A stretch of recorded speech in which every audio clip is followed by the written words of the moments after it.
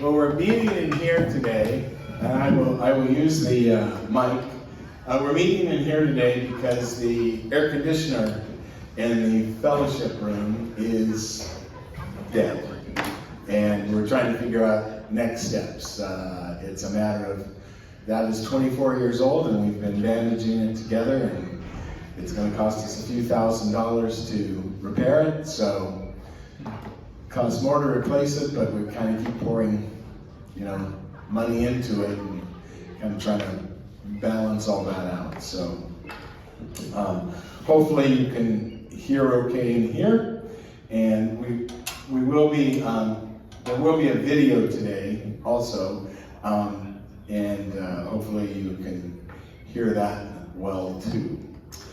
All right, well, let's go ahead and get started. Let's open with a word of prayer. Loving God, as we gather for this time to study your word and your word to us, we ask for your guidance and wisdom as we seek to understand what it means to be created in your image. Open our hearts and minds to new insights that your Spirit will reveal to us about others, ourselves, and you. And may we be transformed by the truth of our own divine origins. Amen. So the other day, Pastor Jay asked me if I would do the adult forum, and I said, "What do you want me to do it on?" And he says, "I don't know." So I've been doing a fair amount of reading these days, and a lot of it has been centered on kind of how do we as followers of Jesus live in these turbulent times and live in a way that is honorable to God, and how do we see God's presence in other people. Some people it's very easy to see God's presence in, and others not so much. And what do we do with people who are different than we are? So that's kind of the premise, and so I read a beautiful book I've referred to it a couple times in sermons by Rabbi Sharon Brous called The Amen Effect. If you're looking for a great read, it's one of the best books I've read in ages. She has a chapter in there called See No Strangers, which got my head thinking about this. And then as I was doing some more research, I also ran across a beautiful TED Talk from back in 2009 called The Danger of a Single Story. And that's the talk we're going to be listening to today. It's by a Nigerian woman. And so I want us to begin with 3 different Bible passages. And the first one is from the Gospel of Luke.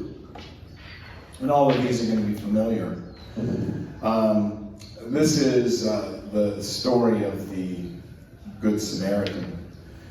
On one occasion, an expert in the law stood up to test Jesus. "Teacher," he asked, "what must I do to inherit eternal life?"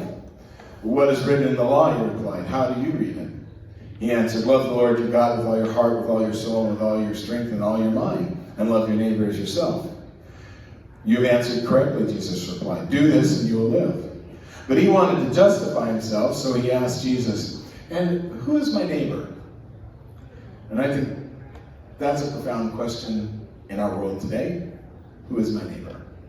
In reply, Jesus said, "A man was going down from Jerusalem to Jericho when he was attacked by robbers. They stripped him of his clothes, beat him, and went away, leaving him half dead. A priest happened to be going down the same road, and when he saw the man, he passed by on the other side.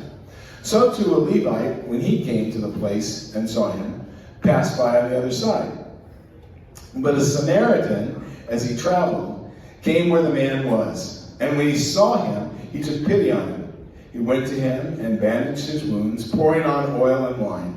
And then he put the man on his own donkey, brought him to an inn, and took care of him.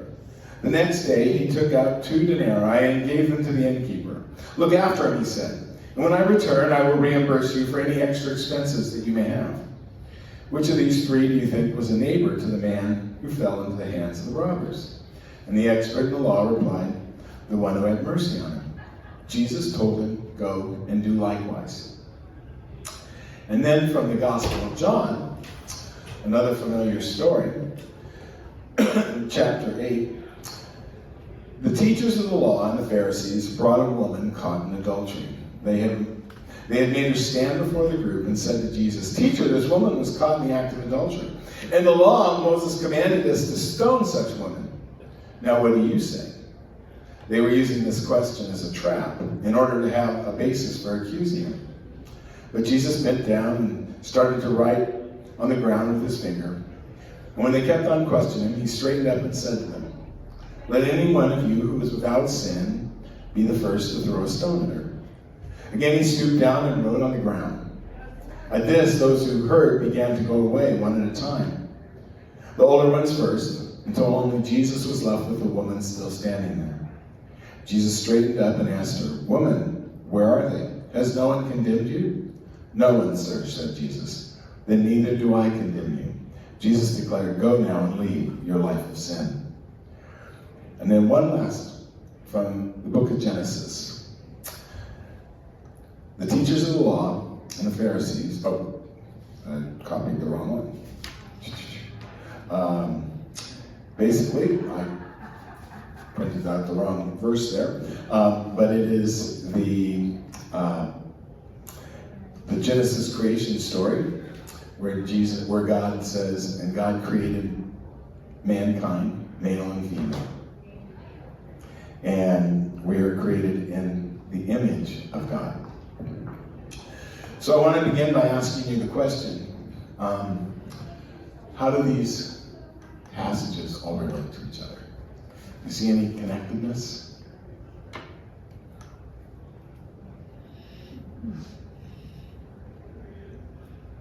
Mercy. Pardon me? Mercy.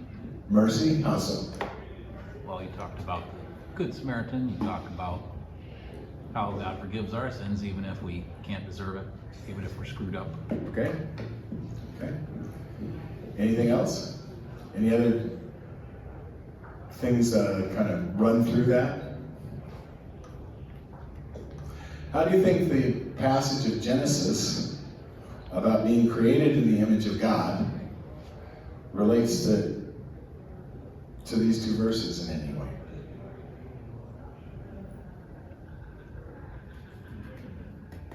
We should be God-like or try to emulate God. Okay? Yeah. If we're created in the image of God, This is how we should act. that's how we should act. And also, think about the people in this story who are the ones that are marginalized.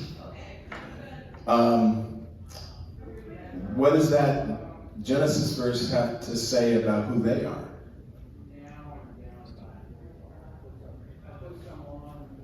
They're also created in God's image, aren't they? That's right. We all are. Yeah. So, God created mankind in his own image. In the image of God, he created them, male and female. He created them.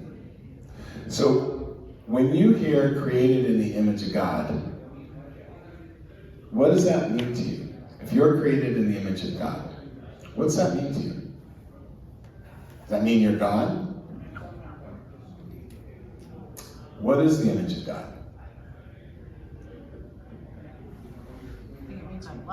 Love and mercy. Love and mercy. Yeah. Paul says God is love. And there's a difference between God is love and love is God. God is love. And if we're created in the image of God, God is also a creative God, a compassionate God.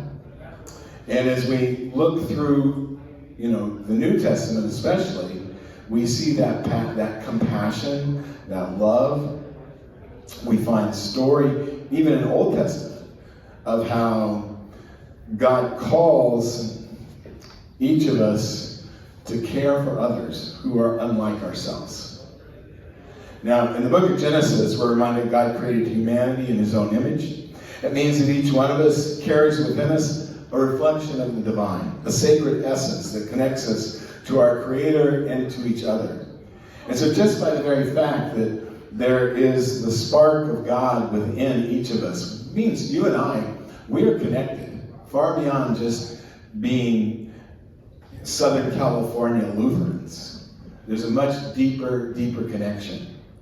And when we recognize this truth, we're called to see beyond the surface, beyond the labels that seem to divide each of us, and embrace the common humanity that unites us all.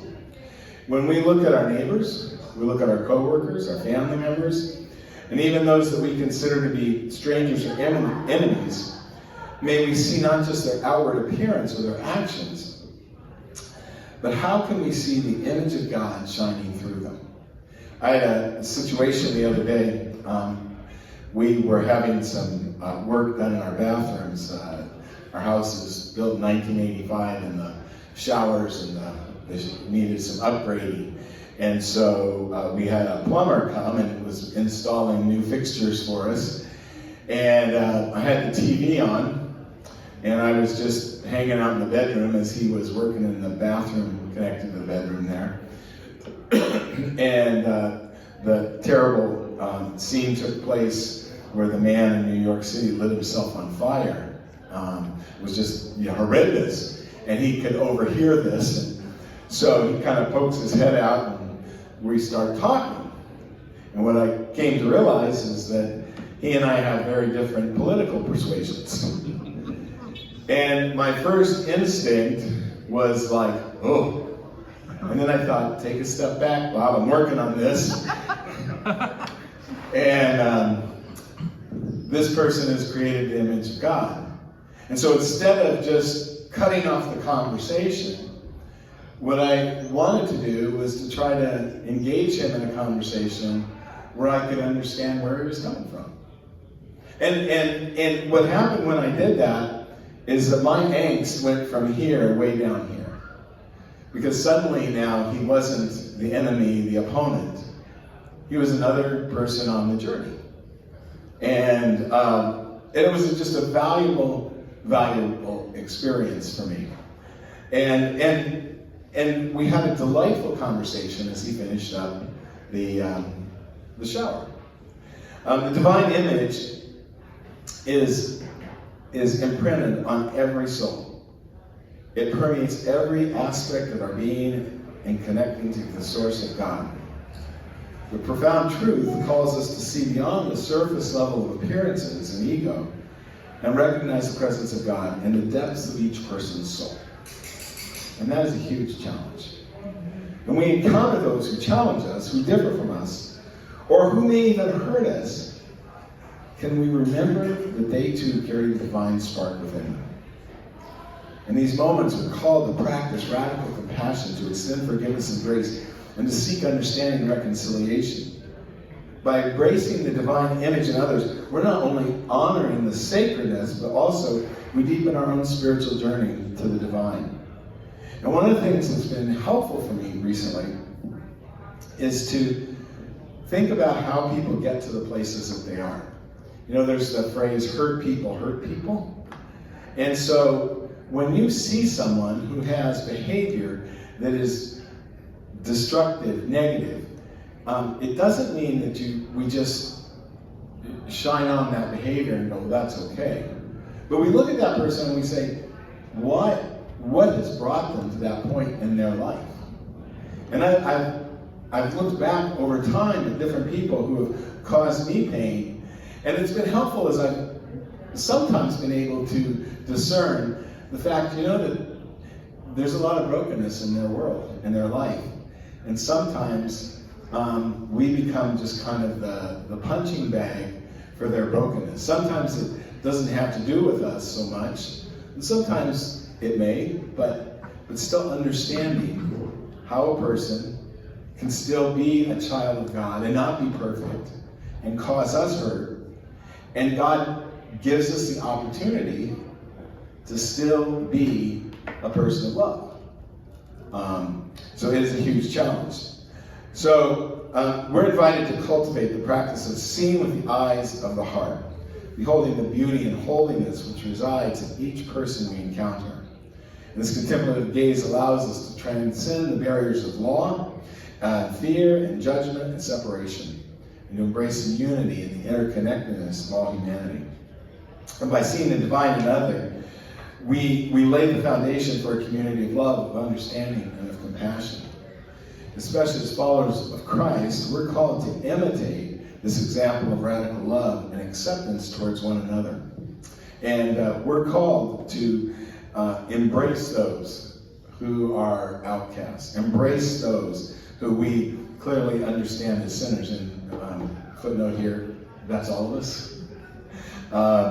And to see them in their potential for both transformation and redemption. In the same way, we're called to reach out to all those who are different from us, to listen to their stories, to offer a helping hand, to advocate for justice, for equality for them. Now, this is a foundational truth, and the more I reflect on it, I'm reminded more and more, not only am I created in the image of God, but so are you, and so are each of them. And there's no one out there that's not. It means every person we meet, regardless of their background, regardless of their beliefs, their actions, their faith, they hold within them the same divine spark that connects them to the Creator as the divine spark connects us to the Creator. And then that challenges us to look beyond the outward appearance, beyond our biases, beyond our prejudices, beyond our judgments, and try to find the inherent worth and dignity in that person's soul. One of the things that's true about us is that we are each very complex. And it is tempting to find a singular story about a person or a group of people and try to define them by that one singular story.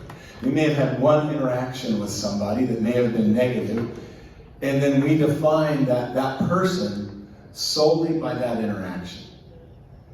And none of us are the result of one single story. We are much more than that.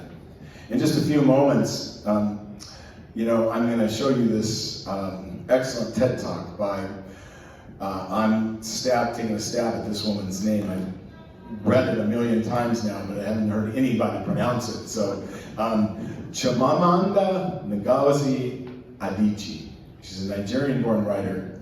And this talk is based on the very idea that she discovered in her many experiences with people around the world. In many cases, when they met her, because she's Nigerian, they had this picture of her as a starving, naked child growing up with flies hovering all over because she was from Africa, from Nigeria. And she tells a funny story about a college roommate when she comes to the US that wanted to hear some of her tribal music. And you'll hear that. And she was a victim of a single story. And at different times in our life, we've all been victims of a singular story. Remember when I was first working at the Lutheran Bible camp during my years at college as a summer counselor, I got very upset one night because I was sharing something in a group that was very important, very personal, very tender, and some of the kids started laughing. And because I had been the counselor that was always funny and engaging, and they couldn't see that there was a deeper side to me. And it has stuck with me over the years that we're not all just one thing. We're not all serious, we're not all funny. We have these combination of things in our life, and they come out in different places. And our stories are varied. And so it doesn't matter who we're looking at. We need to think beyond just the one stereotype that we've created for them. And some of the single stories that I think right now are causing so much turmoil in our country are how Republicans and Democrats characterize each other. We tend to characterize people into these groups, and there are people that just want to have conversations with someone outside of their political bent. And I'm not even just talking about political conversations, they just want nothing to do with them. And ask a Republican about a Democrat or a Democrat about a Republican, and you'll likely hear a one-liner about who they are. And that's probably just one small piece. And that may not even really be their story. I was doing some reading, and I believe the story was in the book Fierce Love by Dr. Reverend Jackie Lewis. She tells about a story of a black man who met a Klans member. And obviously, they thought they had nothing in common. And the Klansman, despised this black man. But the black man engaged the Klansman in a conversation and eventually invited him over for dinner. And the Klansman accepted, and they became friends. And he got invited to the Klansman's house for dinner.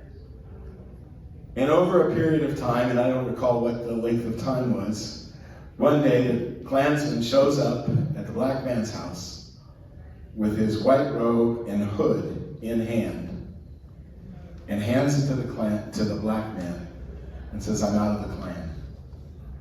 I got to know you, and I was wrong."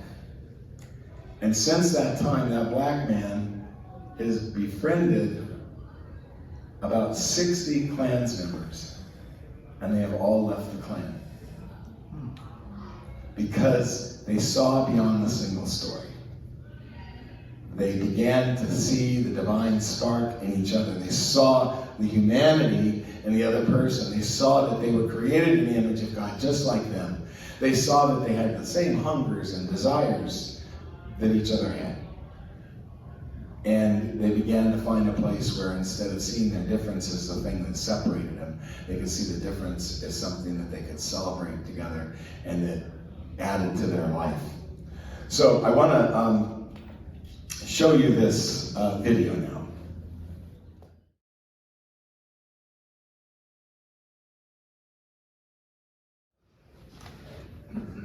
Certainly thought-provoking.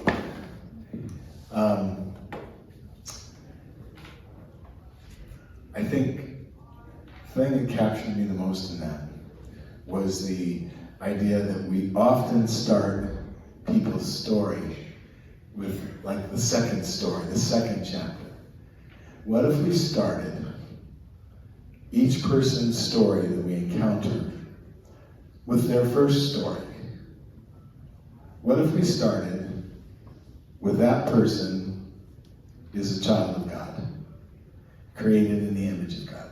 How would that begin to change how we interacted with that person? So I have some paper in front of you guys. And what I'd like for you to do is just take about 2 or 3 minutes, jot down thoughts if you would like, about examples of how a single story has been told about you, and how did it make you feel? And then I want you to think about how have you told a single story about another person or a group of people? And then I'm going to ask you, we're going to take some time to just talk about those responses. So, the questions are? So take a few minutes, just think about those questions, jot down some notes, and then we'll open it up for some discussion around that.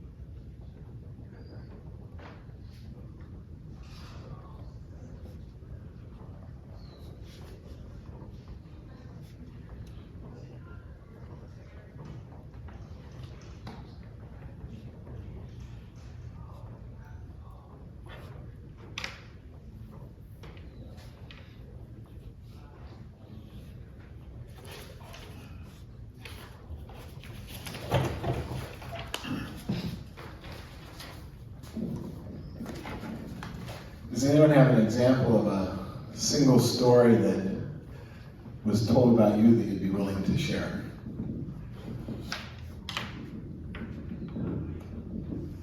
Yeah. Well, this was when I was quite young, 9 years old, when we came to America. And one day at school, the kids were calling me Hitler. Wow. And I did not understand what it meant, and it was quite painful. So I went home and asked my mother, and she explained it to me. And of course, I had nothing to do with what had happened during the war. So. Yeah. It just gives me chills hearing that. Anybody else? Did everybody hear what she said? As a child, when they came to this country, she was 8, and some of the kids at school started calling her Hitler, and she didn't know what that meant until she went home and told her mom, and her mom explained it. And so painful that was, having nothing, obviously, to do with the Hitler. But yeah, a single story defines a whole group of people. Yeah. Anyone else? Story that, yeah. Well, I know when we moved, we lived in this, what was called the baraka, a shack. It was between 2 factories. And one of the factories wanted to buy the property, and my dad couldn't afford to move. And so their parents were selling a house in one of the suburbs in Oak Park. And so they made kind of a swap so that we could move to the suburb. And I remember the neighbors not wanting to talk to us because we were Italians. Wow. And just kind of ignored us, especially Mrs. O'Neill. And when I graduated from high school, she brought me a dozen red roses. So obviously things had changed, Right. but because we were Italian, they just were up in arms. I think our culture now, we lose sight of how that there was actually white on white racism or prejudice. We still see it, but it's tends to be more reflected towards like Jewish people, the anti-Semitic kind of stuff that's going on, but it was very prevalent. And yeah. Anyone else? Yeah, Joe? Yeah, when I was in high school, we came from Mexico, moved to Huntington Park and then Southgate, which was an all pretty much white neighborhood. And in high school, this girl asked me to go to the prom with her, and we did. Later on, I found out from a friend of hers that her parents were not too crazy about having her daughter go to the prom with a Mexican. Nice part about it, every reunion that we have, it's coming up in July, we still see each other and we're still friends from all those years. But she never told me that, but later on, months later, a friend said, hey, Lynn's parents weren't too crazy that she asked you to go to the prom with her. Yeah, yeah. I remember when we moved to California, we moved from Rochester, New York, and Chris's older brother was in 6th grade, and the kids on the street were kind of aloof. He had the wrong bike for a start. He didn't have a mountain bike, he had a 10-speed, but all they heard was we moved from New York, and they were sure he had a switchblade. And it was actually just a straight edge line. They saw West Side Story. Yeah. And all they heard was New York. Rochester was about as far from there as you could get. But Right. Have you ever, second question, have you ever told a single story about someone else? Yeah. We do it all the time. I mean, because you only know one side of a person's life. Mhm. And you just repeat that story because we're too busy talking and not listening. Great point. Great point. Yeah, life's complex. Yeah. And we're busy.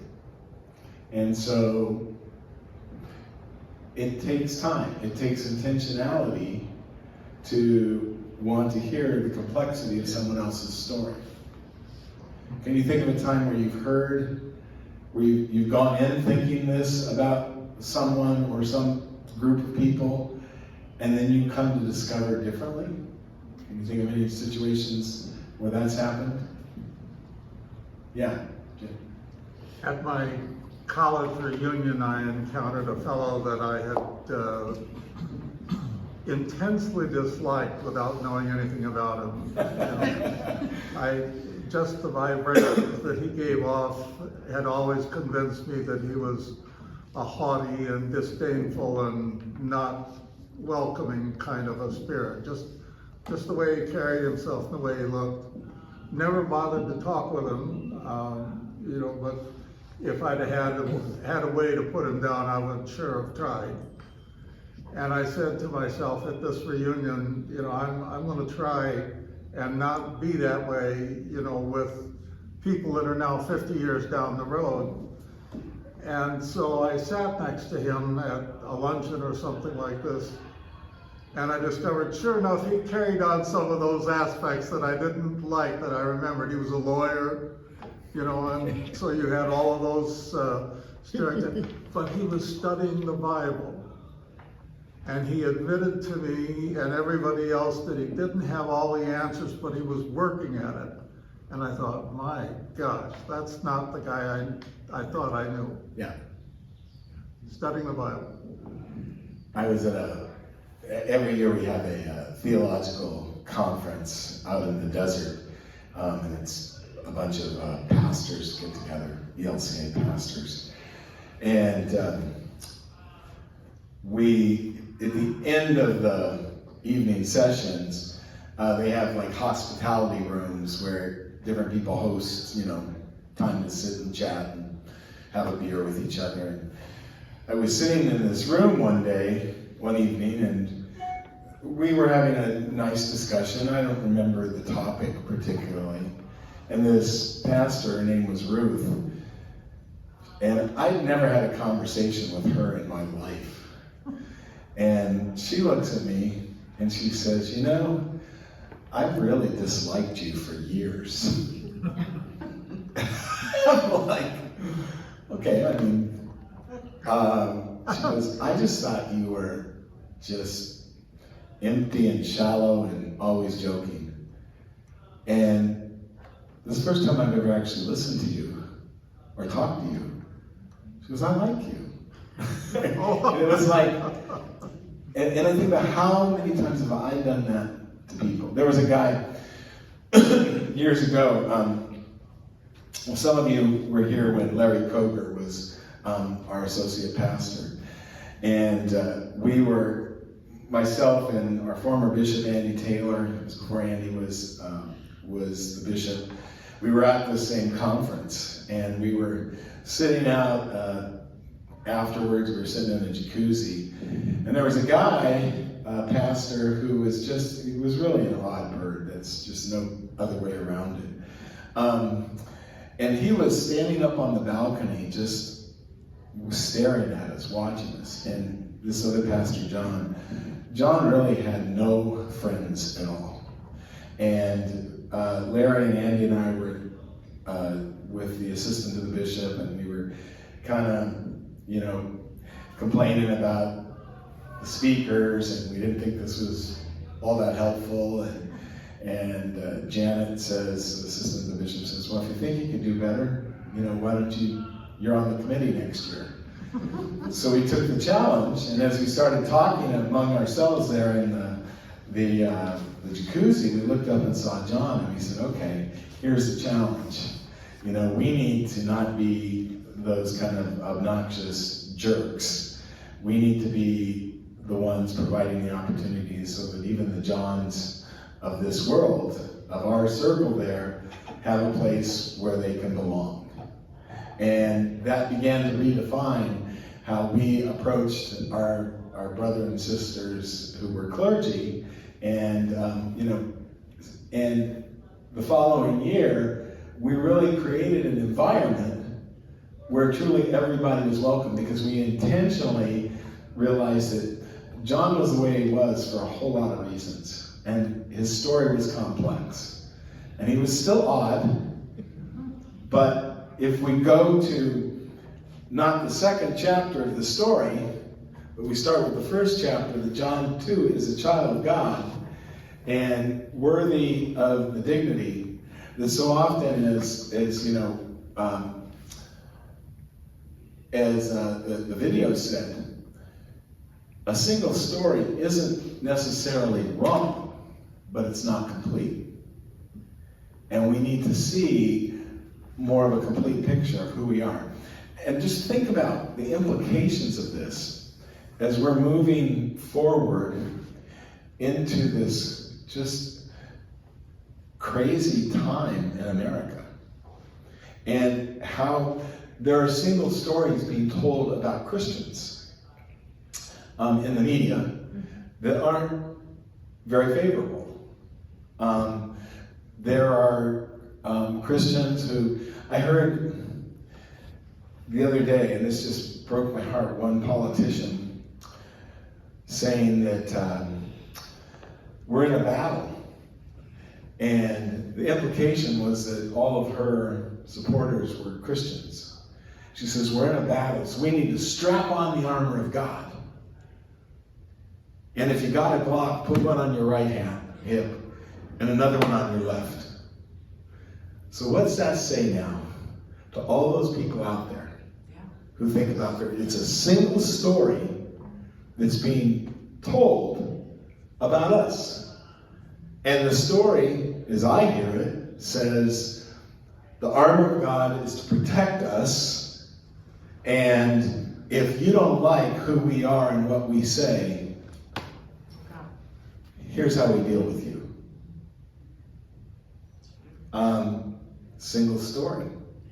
Now, there's more to that person too, but it's a scary world we're living in. And so how do we live in a world that is complex, where there's more than one story about who we are as Christians? How do we look at people first, see them as a child of God, and begin to kind of dismantle those single stories that are being told about us? How do we dismantle the stories about, I have a friend, her name is Debbie, who is gay, and prior to really knowing anybody that was gay, I had this story, and I think of another person who was a longtime partner in our ministry at church, who was just, this was years ago, was just so stuck on this issue of gay that it was, these people were such terrible people, that they were degenerates, they were just awful. And that's where she started. She started with just a story without looking at the complexities of a person, or even the complexities of the 7 passages in Scripture that refer to sexuality. And then something happened. Her son came out as gay. And all of a sudden, it was a game changer. It was a game changer. Why? Because she loved her son. And she heard this, and the first thing she did comes to me and she says, Mom, I don't know what to do. I love my son, but I hate the sin. And then we began to unpack that. And we began to discuss and explore and dig deep. And this woman realized the complexity of her son, the complexity of gender identity, and suddenly she realized that, the place to start was not with he was gay, and not even that he was her son. The place to start that he too was created in the image of God and loved by God. It does not mean that everybody's perfect. It does not mean that we don't stand up against things that are bad or wrong or evil in this world, because there are evil things, there are hurtful things. But we do have to realize that even when we're standing up against evil actions, the the word that we put out, are we putting it out about the person or about the action? Are we putting it out about reminding that that person too is filled with complex stories that have made them who they are? And there's just such an amazing richness and beauty in a community that will embrace that complexity and that diversity.